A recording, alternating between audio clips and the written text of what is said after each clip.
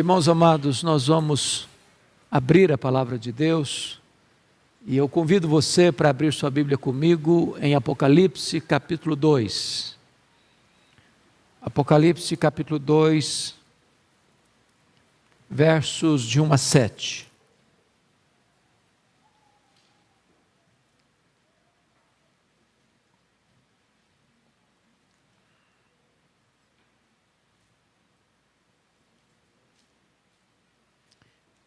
Carta à igreja em Éfeso.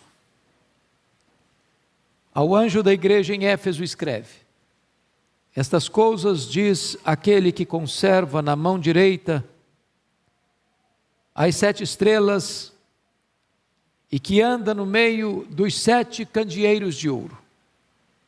Conheço as tuas obras, tanto o teu labor como a tua perseverança, e que não podes suportar homens maus, que puseste à prova os que a si mesmos se declaram apóstolos e não são, e os achastes mentirosos.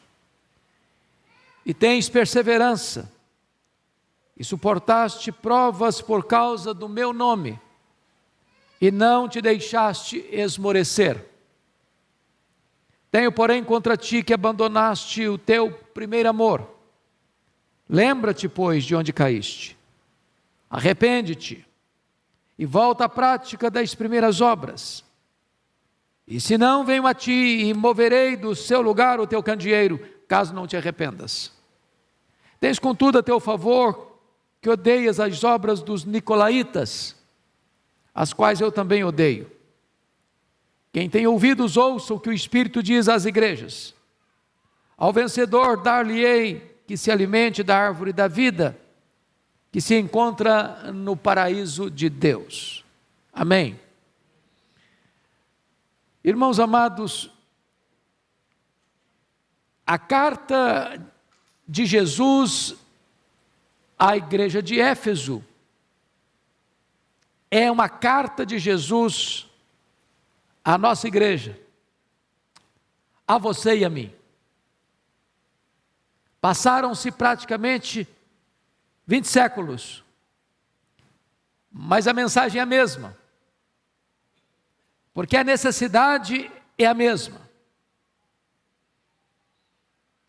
A primeira das 7 cartas enviadas às igrejas da Ásia é enviada à capital da Ásia, à igreja de Éfeso, porque esta era a maior cidade, esta era a capital. Esta era a cidade mais influente daquela província. E foi para esta cidade que o apóstolo Paulo se direcionou na sua 3ª viagem missionária e onde permaneceu 3 anos. Foi esta cidade e desta igreja que o evangelho se espalhou por toda a província, plantando igrejas em toda a província, como Esmirna, como Pérgamo, como Tiatira, como Sardes, Filadélfia, Laodiceia, Colossos e Herápolis. Esta cidade era uma grande metrópole. Nessa cidade ficava o porto mais importante da Ásia. Essa cidade hospedava uma das 7 maravilhas do mundo antigo, o templo jônico da grande deusa Diana dos Efésios. Um palácio de mármore bordejado de ouro, 4 vezes maior do que o Partenon de Atenas. Essa cidade era uma cidade idólatra. Essa cidade era uma cidade marcada pelo ocultismo. Essa cidade era uma cidade que também sediava o culto ao imperador. Portanto, um lugar de implacável perseguição aos cristãos. E Paulo então chega nessa cidade para plantar uma igreja. E ali ele experimenta um verdadeiro reavivamento espiritual. Algo extraordinário acontece, inexplicável para nós, porque sem os recursos da comunicação que temos hoje, em apenas 3 anos, a cidade foi impactada com o evangelho, a tal ponto das pessoas se converterem e virem denunciando publicamente as suas obras. a ponto dos feiticeiros se converterem, irem para a praça da cidade, queimar os seus livros de magia, a ponto de Atos 19:10 afirmar que a palavra de Deus prevaleceu naquela cidade, a ponto daquela igreja tornar-se uma igreja plantadora de novas igrejas, plantando igrejas por toda a província. Depois que Paulo saiu de Éfeso, rumando para Jerusalém, sendo preso em Jerusalém, sendo transferido para Cesareia, onde ficou 2 anos preso, indo para Roma e ficando 2 anos preso em Roma. De Roma ele escreve a carta aos Efésios e elogia aquela igreja pela sua fé robusta, pelo seu amor acendrado, pela sua esperança viva, uma igreja marcada pelo amor. Esta igreja tornou-se tão importante que ela suplantou inclusive as igrejas de Jerusalém e Antioquia da Síria. Quando Paulo sai da sua primeira prisão, ele deixa lá Timóteo como pastor dessa igreja. Mais tarde o apóstolo João vai se tornar pastor desta igreja. E enquanto era pastor dessa igreja, que ele é deportado para a ilha de Pátimos, por ordem do imperador Domiciano, de onde ele escreve o Apocalipse, de onde ele vai ter a mais sublime revelação do futuro. E agora, 40 anos depois, portanto, quando esta carta, por ordem de Jesus, é endereçada à igreja, a igreja ainda permanecia fiel na doutrina, a igreja ainda permanecia envolvida no trabalho de Deus. Mas a igreja, 40 anos depois, talvez a segunda geração, já tinha perdido o seu primeiro amor, botado a vida no piloto automático, acostumada com a rotina intensa de uma agenda profundamente complexa, com muito trabalho, em face da perseguição sofrida, em face das muitas doutrinas que saltitavam na cidade, os falsos apóstolos, permanecendo firme, mas tudo aquilo já estava sem o brilho nos olhos, o fogo no coração, o entusiasmo com o Senhor. A igreja havia perdido o seu primeiro amor. Então, esse é o contexto desta carta, e eu convido que você, com a Bíblia aberta, a nós considerarmos qual é esta mensagem do noivo à sua noiva, a mensagem de Jesus à sua igreja, a mensagem de Jesus a você e a mim. Em primeiro lugar, o noivo se apresenta à sua noiva para lhe dar segurança. Note comigo o versículo 1, você pode ler comigo, vamos juntos? Verso 1: ao anjo da igreja em Éfeso escreve: estas coisas diz aquele que conserva na mão direita as 7 estrelas e que anda no meio dos 7 candeeiros de ouro. A primeira coisa, irmãos, que me impressiona nesse texto é que Jesus anda no meio da igreja. A consciência de que aquele que está no trono, aquele que está no comando do universo, aquele que rege as nações, aquele que levanta reinos e abate reinos, ele está presente no meio da sua igreja. Talvez você e eu hoje não tenhamos muita dificuldade em entender que ele está no trono, que ele é transcendente, que ele reina, mas muitas vezes nós perdemos a noção da sua imanência, da sua presença conosco. E eu não tenho dúvidas, irmãos, que se conexão com Deus está hoje completando 10 anos de jornada, é porque o Senhor Jesus esteve conosco. E é porque Ele está aqui nesta noite. Você não veio para este culto por causa da geografia desse templo, por causa do conforto dessas poltronas, ou por causa da música que é entoada, e nem por causa do pregador que está aqui. Você veio porque Jesus está neste lugar. É a presença dEle.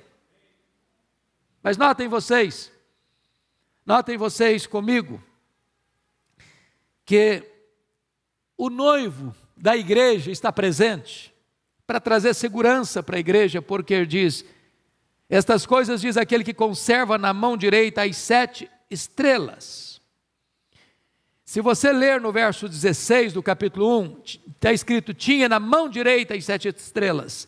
Mas a palavra tinha é diferente da palavra conserva aqui no verso 1, e eu vou ilustrar.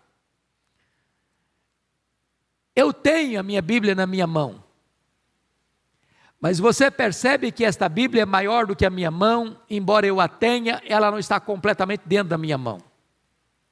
Agora deixa eu ilustrar. Eu estou aqui com um pequeno chaveiro. Esse pequeno chaveiro está dentro, literalmente dentro da minha mão.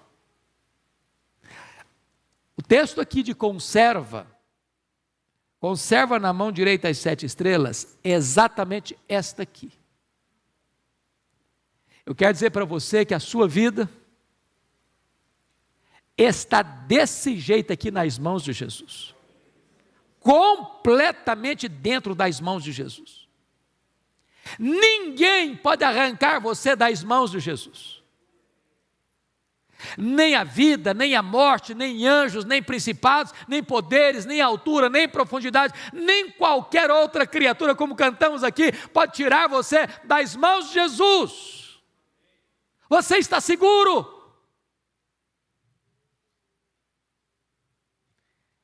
O Senhor Jesus está aqui hoje. Ele está andando em nosso meio. Ele está nos sondando. Ele está nos exortando. Ele está nos corrigindo. Ele está nos consolando. Ele está nos fazendo promessas. Ele está aqui hoje. Mas vejam vocês, em segundo lugar, que a mensagem de Jesus à sua igreja, a mensagem do noivo à sua noiva, passa também pelos elogios que Jesus faz à sua igreja. E eu peço a você que observe comigo quais são esses elogios. Primeiro, quais são as virtudes da igreja que Jesus enaltece? Primeiro, uma igreja fiel às Escrituras, fiel na doutrina. Olha os versos 2 e 3 comigo. Conheça as tuas obras, tanto o teu labor como a tua perseverança, que não pode suportar homens maus, que puseste à prova os que a si mesmos se declaram apóstolos e não são, e os achaste mentirosos, e tens perseverança, e suportaste provas por causa do meu nome, e não te deixaste esmorecer. Agora olha o verso 6. Tens, contudo, a teu favor que odeies as obras dos nicolaítas, as quais eu também odeio. Preste atenção nisso aqui, meus irmãos. Nenhuma igreja agrada a Jesus se faz concessão neste aspecto da verdade. Jesus já havia alertado no seu Sermão do Monte acerca do perigo dos lobos travestidos de ovelhas. Quando Paulo estava se despedindo da igreja de Éfeso, ele se reúne com os presbíteros desta igreja, alerta-os lá em Atos 20, 29 e 30. Depois da minha partida, penetrarão lobos vorazes no meio do rebanho, para devorar o rebanho. E dentre vós mesmos levantarão aqueles, falando coisas pervertidas, para arrastar atrás deles as ovelhas, os discípulos. Pois estes lobos chegaram. E a igreja resistiu. Esses falsos apóstolos, que se intitulavam apóstolos e não eram apóstolos, com falsos ensinos, com falsas doutrinas, chegaram na igreja e a igreja resistiu a eles. Se nós queremos ser uma igreja que agrada a Jesus, nós precisamos permanecer fiéis à palavra de Deus. Não abrir mão da Escritura, não abrir mão da fidelidade. Não importa quão grande seja o pregador, não importa quão famoso ele é, não importa quão eloquente ele é, só precisamos ouvir aqueles que trazem a palavra de Deus. Não se negocia a verdade, não se abre mão para este ou aquele outro. Se não trouxer a palavra de Deus, precisamos dizer não, nós queremos a palavra de Deus. Nada de novidades no mercado da fé, nada de novas doutrinas, nada de novas revelações, nada de instrução que não venha pautada nas sagradas escrituras. Mas notem vocês, meus amados irmãos, que a igreja tinha também discernimento espiritual, não apenas sendo intolerante às heresias, conforme o verso 2, porque eles puseram à prova, os que a si mesmos declaravam apóstolos não eram, achando os mentirosos, mas a igreja também tinha discernimento com respeito ao pecado moral, para não aceitá-lo. Olha o verso 6 comigo. Tens contudo a teu favor que odeias as obras dos nicolaítas, as quais eu também odeio. Preste atenção, crente ama e crente odeia. Com a mesma intensidade que você ama o bem, você deve odiar o mal. Se eu não repudio o mal, eu não amo o bem. Mas quem eram os nicolaítas? Os nicolaítas eram aqueles que ensinavam que os crentes podiam participar das comidas sacrificadas aos ídolos. Os nicolaítas eram aqueles que ensinavam que a prática sexual era liberada para solteiro, para casado, fora do casamento. Os nicolaítas eram aqueles que tentavam induzir o povo de Deus à promiscuidade sexual, à imoralidade, a uma vida devassa, a uma vida sem limites, sem absolutos morais. E diz a Escritura que esta igreja, diante desse cerco da sedução, da queda moral, da lassidão moral, das concessões morais, a igreja diz: nós odiamos isso, nós queremos vida certa com Deus. Jesus elogia a igreja por essa postura. Agora, vamos parar um pouquinho para pensar na realidade da chamada igreja evangélica brasileira. Quantas vezes, meus irmãos, se faz concessão com respeito à doutrina, criando-se novidades. Eu fui certa feita convidado para ir numa das grandes capitais do Brasil, e eu fiquei impressionado, porque tinha um grupo de líderes ali, e para minha surpresa, eles queriam estabelecer uma estratégia para alcançar o Brasil. E sabe qual foi a estratégia que foi abordada ali naquela reunião? Ungir o Brasil. Como o Brasil é muito grande, sabe o que fizeram? Contrataram aviões e de cima jogaram óleo. Agora preste atenção nisso. Se jogar óleo em cima do Brasil resolvesse, nós tínhamos que fazer um contrato com a Petrobras, resolveria o Brasil, sanaria os problemas. Para meu espanto, eu vou a uma segunda reunião num outro estado, e quando eu chego naquela reunião de líderes, levanta-se aquele que era o mais idoso, o mais experiente, que era o presidente da Associação dos Pastores da época, disse: meus irmãos, nós entendemos que o Estado, e eu não vou citar o nome do Estado aqui por uma questão de ética, precisa ser ungido, e nós já contratamos o avião, nós já jogamos o óleo, agora precisamos levantar uma oferta aqui para pagar o avião.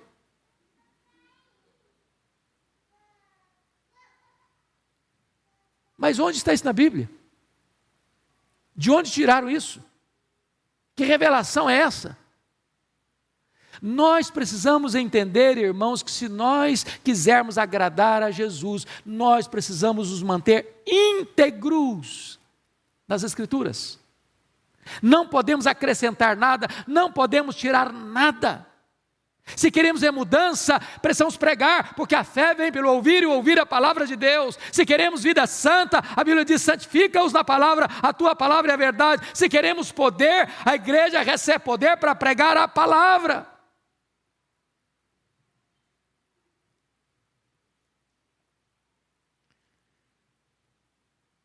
Vejam vocês, que Jesus faz um segundo elogio àquela igreja.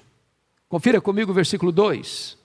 Jesus elogia a sua fidelidade doutrinária e Jesus elogia também o engajamento daquela igreja no trabalho. Conheça as tuas obras, tanto o teu labor como a tua perseverança. A palavra que aparece aí para labor e obra são palavras muito fortes. Palavra que emprega a obra de suar camisa. Era uma igreja como se fosse uma colmeia industriosa. Uma igreja dinâmica, operosa, que botava a mão na massa, que trabalhava. E tanto é fato que esta igreja é a igreja que Deus vai usar para plantar novas igrejas.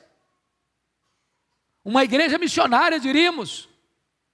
Uma igreja que está olhando para a obra de Deus. Nós não podemos ficar de braços cruzados, nós não podemos ficar parados, nós não podemos ser acovardados e omissos. Era uma igreja completamente envolvida com a obra de Deus. Se nós queremos ser uma igreja que agrada a Jesus, precisamos sair dos muros. Precisamos ir lá fora onde as pessoas estão. Precisamos ter criatividade para alcançar a cidade, para influenciar a nação, para pregar o evangelho além fronteiras. Mas Jesus elogia aquela igreja em terceiro lugar, irmãos, notem comigo, porque aquela igreja, diante das tribulações, ela permaneceu firme. Olha comigo, por gentileza, no versículo 2 e 3. Conheça as tuas obras, tanto o teu labor como a tua perseverança, e que não pode suportar homens maus, que puseste a prova os que a si mesmos declaram apóstolos e não são, e os achaste mentirosos, e tens perseverança, e suportaste provas por causa do meu nome, e não te deixaste esmorecer. Em outras palavras, aqueles crentes estavam sendo provados, não é porque estavam fazendo coisa errada, não. Eles estavam sendo provados, não é porque tinham escândalos escondidos, não. Eles estavam sendo provados por causa do nome de Jesus, por servirem a Jesus. E eles permaneceram firmes, eles não se intimidaram. O culto ao imperador era muito popular em Éfeso. Crente estava sendo perseguido, crente estava sendo preso, crente estava morrendo pela sua fé, e eles não arredaram o pé. Vocês acham que o mundo é favorável à igreja? Que o mundo é simpático à igreja? Vocês aguardam aplausos do mundo? Reconhecimento do mundo? Jesus Cristo diz: o mundo nunca foi amigo da igreja. Tem outros valores, outros princípios, outras normas, outras regras, outros parâmetros. O mundo odiou Jesus. E se nós formos parecidos com Jesus, o mundo vai nos odiar porque odeia Jesus em nós. Como disse pastor Francisco Leonardo, não é que se a igreja for mais perseguida, ela será mais fiel. Se ela for mais fiel, ela vai ser mais perseguida. E a igreja de Éfeso não abriu mão de andar com Deus, de ser firme, resistir toda a pressão, toda a perseguição, por causa do nome de Jesus. Não é hora de ceder, não, irmãos. Não é hora de nos conformarmos com esse século, não. Não é hora de nós fazermos uma releitura da Bíblia para acolher o que o mundo quer. Não! A igreja precisa erguer a sua voz e dizer: eu creio no Senhor, eu creio na palavra, ainda que o mundo nos odeie, ainda que o mundo nos persiga, ainda que a morte chegue, ainda que o martírio entre, a igreja precisa permanecer firme.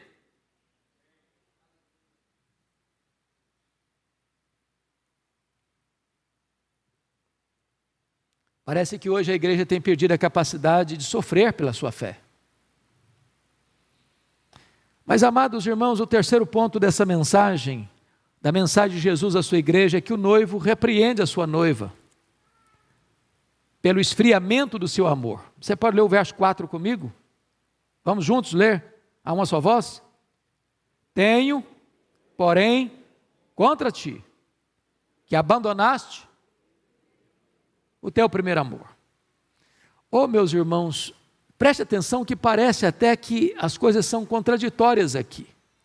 Jesus elogia a ortodoxia, Jesus elogia o trabalho pesado que a igreja fazia, e Jesus elogia a perseverança no meio da tribulação e do sofrimento. E você diz assim, bom, mas isso é a prova mais eloquente de amor.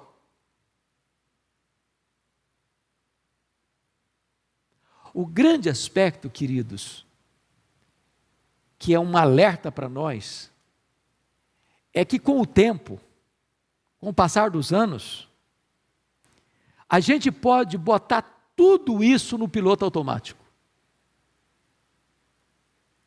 E eu defendo a fé, e eu preciso defender mesmo. E eu trabalho com muito zelo, e eu mantenho a minha posição intacta, mesmo diante da pressão e da perseguição, mas de repente tudo isso eu faço com meu coração frio. Morro pela minha igreja, morro pela minha denominação, morro pela minha doutrina, morro pelo trabalho que eu realizo, mas o coração já não palpita mais. Os olhos não brilham mais. Eu substituí o Senhor da obra pela obra do Senhor. Eu faço a obra, eu amo a obra, eu realizo a obra, mas eu não tenho mais comunhão com Deus da obra.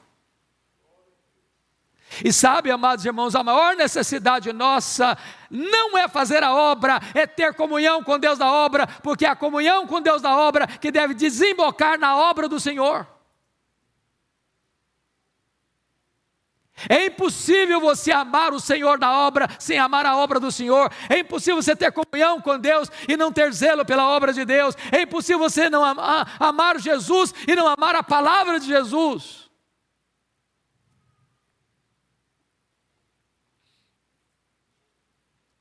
Preste atenção que é possível até abandonar o nosso primeiro amor, substituindo o amor a Jesus pela ortodoxia e pelo trabalho. Você tem dúvida de que há muitas pessoas ortodoxas que estão secas como um poste, áridas como um deserto? Atacam as heresias como escorpiões do deserto, mas não têm deleite na verdade.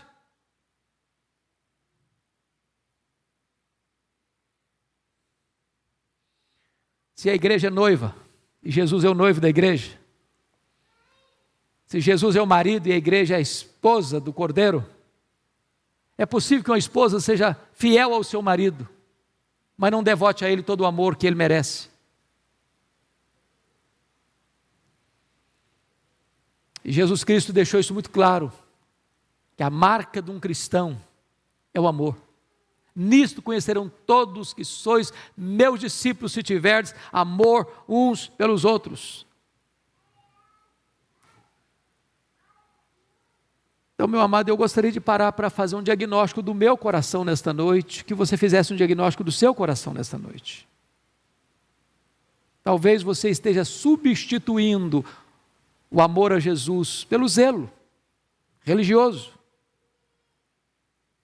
Você observa com muito cuidado e rigor os ritos. Talvez você valorize tanto o conhecimento teológico, o conhecimento doutrinário, o conhecimento das verdades sublimes, que isso é um fim em si mesmo. É hora de nós perguntarmos, meu Senhor, será que esse conhecimento que eu estou adquirindo da Tua Palavra, das grandes doutrinas da graça, não estão sendo um fim em si mesmo? E o meu coração se deleita em Ti, e o meu coração palpita por Ti, e a minha alma aspira por Ti, e os meus olhos brilham por Ti? É a grande pergunta.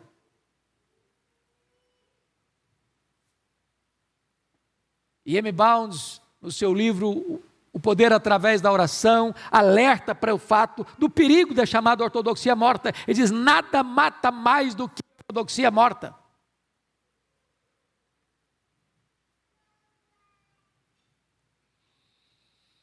Agora veja bem, nós abandonamos o nosso primeiro amor, irmãos, quando nós temos a capacidade de examinar os outros, mas não temos a capacidade de diagnosticar em nós mesmos a falta de amor.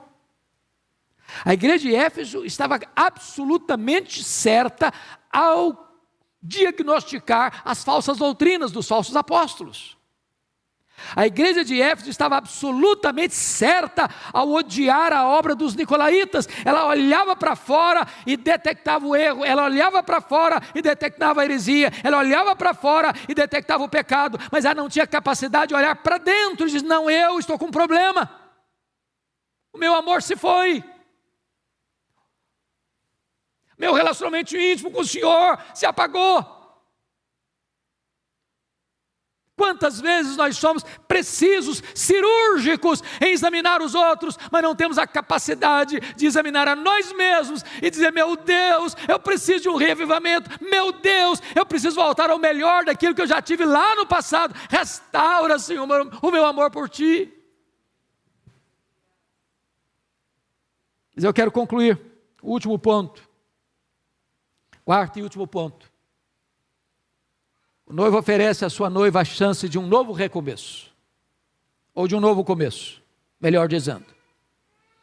E a primeira coisa, veja comigo o verso 5, eu preciso que você leia em voz alta o verso 5 comigo. Vamos juntos? Lembra-te, pois, de onde caíste, arrepende-te e volta à prática das primeiras obras. E se não, venho a ti e moverei do seu lugar o teu candeeiro, caso não te arrependas. A primeira coisa que Jesus estabelece é a necessidade de lembrar de onde caíste. Veja você, é hora de você parar um pouquinho, voltar um pouco a fita, retornar um pouco lá atrás. O que aconteceu? Onde você estava? Onde você perdeu essa alegria? Esse entusiasmo por Jesus, esse amor por Jesus? Você se lembra do melhor tempo da sua vida espiritual? Quando ler a Bíblia para você era um deleite? Quando passar a noite em vigílias era um prazer? Quando você não saía de casa sem um folheto no bolso para distribuir? Quando falar de Jesus era o que dava brilho nos seus olhos? Quando você se deleitava na comunhão com Ele? Para um pouquinho, faça como o pródigo, toma uma decisão de, a partir dali, você largar aquilo para trás e recomeçar. Hoje é um dia de recomeço, irmãos. Hoje é um dia de volta ao primeiro amor. Mas não tem volta ao primeiro amor, a não ser que você constate onde começou esse processo do endurecimento do seu coração, ou dessa chama se apagar dentro de você. A segunda coisa, Jesus estabelece aí: arrepende-te. E às vezes nós pensamos que arrependimento é choro. Ah, o cara chorou, se arrependeu. Arrependimento é atitude, é decisão. Implica sim na sua mente, sua consciência: eu errei. Implica sim na tristeza pelo fato de você ter errado. Mas sobretudo, o arrependimento só é arrependimento quando você abandona aquilo que você fez de errado e toma uma decisão: a partir de hoje eu quero mudar, vou mudar. Está aqui a decisão feita. Porque se você ficar só na consciência do erro, na tristeza do erro, isso é remorso, e remorso leva você à morte, mas arrependimento leva você à vida. Terceiro, olha comigo o verso 5 ainda: e volta à prática das primeiras obras. Não é arrependimento e novamente arrependimento, é arrependimento e demonstração do fruto do arrependimento. Como nós precisamos disso? Mudança, retomada às primeiras obras. Mas notem comigo, amados, que o Senhor Jesus deu também um alerta aqui. Qual foi o alerta do versículo 5? E se não, venho a ti e moverei do seu lugar o teu candeeiro. Candeeiro é um negócio que para brilhar. É uma tocha para brilhar. O que Jesus está dizendo é o seguinte: se você não se arrepender, se você não voltar à prática das primeiras obras, eu virei e vou retirar esse candeeiro daí. Sabe o que aconteceu, irmãos? Você vai a Éfeso hoje, e o Senhor removeu a cidade de Éfeso, hoje é só ruínas. O Senhor removeu a igreja de Éfeso, só tem pedras reviradas.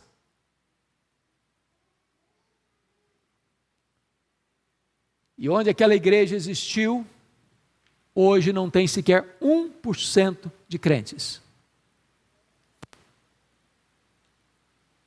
Você vai para a Europa, igrejas que eram pujantes, viraram boates, como uma igreja que eu entrei em Edimburgo, capital da Escócia, berço do presbiterianismo, e quando eu entrei, o que tinha lá dentro era um bar.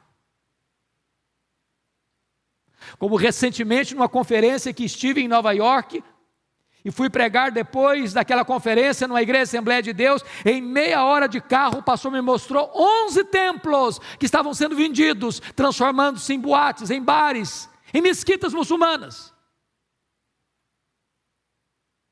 Se tu não te arrependeres, eu virei a ti e removerei o teu candeeiro. Oh, irmãos, é hora de nós chorarmos por nós mesmos, para que Deus não nos remova. Mas bendito seja Deus, essa palavra não é uma palavra que termina com desânimo, não.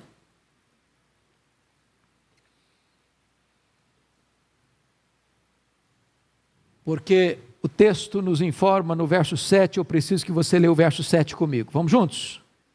Quem tem ouvidos, ouça. O Espírito diz às igrejas: ao vencedor, dar-lhe-ei que se alimente da árvore da vida, se encontra no paraíso de Deus. O Senhor sempre tem um remanescente, é o vencedor. Não vence com a sua própria força, é vencedor porque está em Cristo Jesus. Qual é a promessa? A promessa é se alimentar da árvore da vida. Sabe o que significa isso? Vida eterna. Sabe o que vai acontecer? Ele vai participar do paraíso de Deus, e é o céu. Sabe por que céu é céu? Porque Deus está lá. E quem é Deus? Deus é amor.